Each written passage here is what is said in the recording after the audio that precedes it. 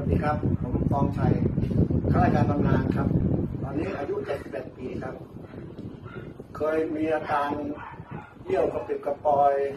เยี่ยวไม่ค่อยจะออกเยี่ยวขัดเยี่ยวไม่สุดผมก็เลยเคยคุยกับเพื่อนไปงานมาเพื่อนเคยผ่าตัดต่อมลูกหมากที่เป็นต่อมลูกหมากก็เลยไปเล่าอาการให้เพื่อนฟังว่าอาการต่อมลูกหมากโตมันเป็นอย่างไรคุยให้เพื่อนฟังเพื่อนก็บอกใช่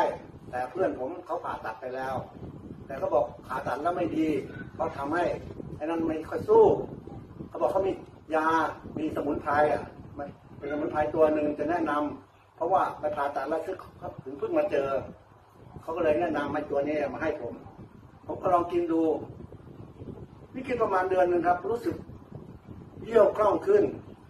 แล้วก็ไม่ขัดไม่กระปิดกระปอยดีขึ้นเรื่อยๆเลยครับตอนนี้เยี่ยวสบายเลยครับผมกินมาประมาณ 3-4 เดือนแล้วครับรู้สึกใช้ได้ก็อยากจะให้คนที่ต่อมลูกหมากโตที่ยังเริ่มนะครับจะต้องไปผ่าตัดแล้วจะเสียใจเหมือนเพื่อนผมที่เขาเล่าอันนี้เรื่องจริงครับตอนนี้ผมกินนี่แล้วโอเคเลยครับขอบคุณครับ